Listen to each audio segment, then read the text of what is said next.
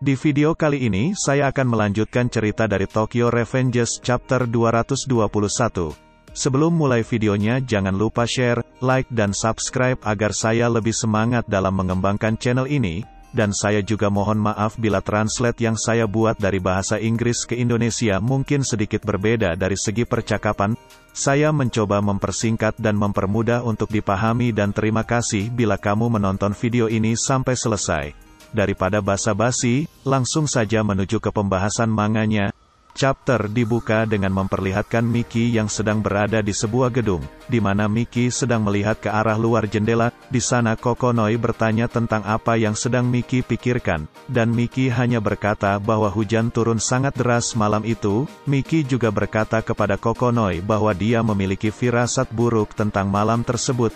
Di taman hiburan, terlihat para pengunjung sedang heran dengan suara keras yang mereka dengar, dan ada salah seorang pengunjung mengatakan bahwa seseorang menembakkan sebuah pistol, akan tetapi beberapa pengunjung lain berkata bahwa perkataannya itu adalah sebuah candaan. Salah seorang pengunjung menunjukkan arah suara keras tersebut berasal, dan beberapa pengunjung lain berkeinginan untuk pergi dari taman hiburan tersebut.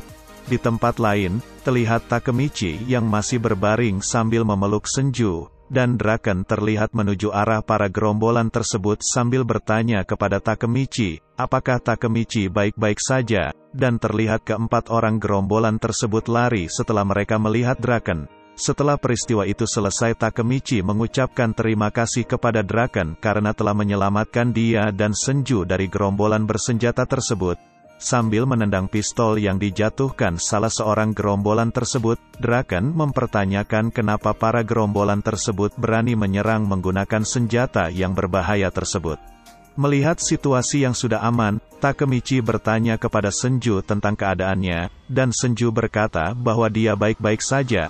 Setelah mengetahui bahwa Senju baik-baik saja, Takemichi bertanya kepada Draken, kenapa Draken bisa berada di taman hiburan, dan Draken pun berkata kepada Takemichi bahwa dia mendapatkan info dari Inupi, yang mana Inupi mendengar di suatu tempat bahwa ada beberapa orang yang berencana menyerang Takemichi malam ini, dan Inupi juga mengatakan bahwa mereka sedang menuju ke taman hiburan.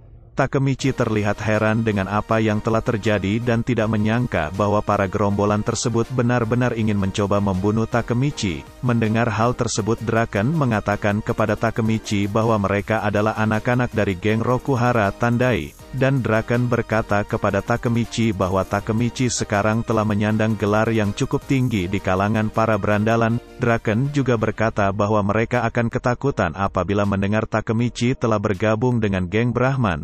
Takemichi menyadari bahwa mereka melakukan hal sejauh itu karena gelar yang Takemichi dapatkan. Draken berkata kepada Takemichi bahwa perang tiga dewa mungkin bukan konflik berandalan biasa lagi. Draken berkata bahwa mereka terlibat dengan suatu bisnis dan ada suatu perusahaan yang berinvestasi di dalamnya. Draken juga mengatakan bahwa mereka memiliki tampilan berbeda di mata mereka, dan Takemichi penasaran apakah yang akan terjadi di kemudian hari.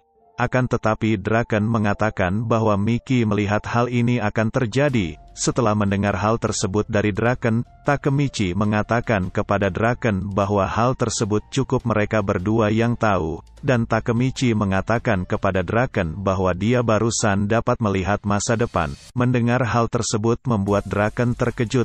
Takemichi menceritakan kepada Draken tentang apa yang dia lihat.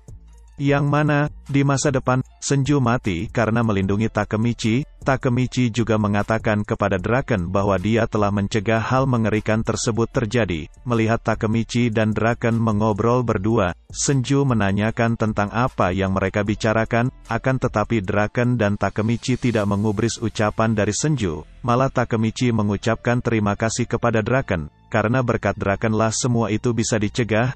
Takemichi berkata kepada Draken bahwa mereka telah berhasil mengubah salah satu masa depan yang akan terjadi.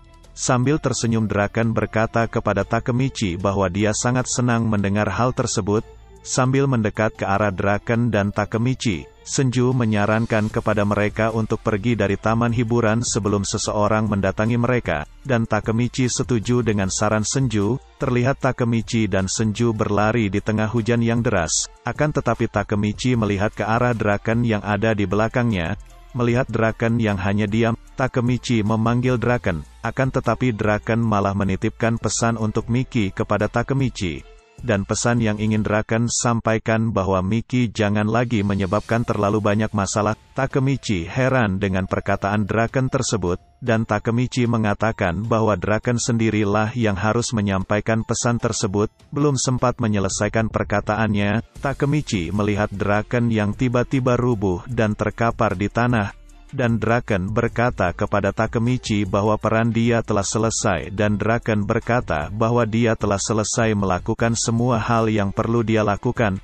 Scene diakhiri dengan memperlihatkan Takemichi dan Senju yang terdiam melihat Draken yang terbaring di tanah. Apakah Draken benar-benar akan mati? Alur cerita Tokyo Revengers akan selesai di sini dan akan berlanjut di video saya selanjutnya.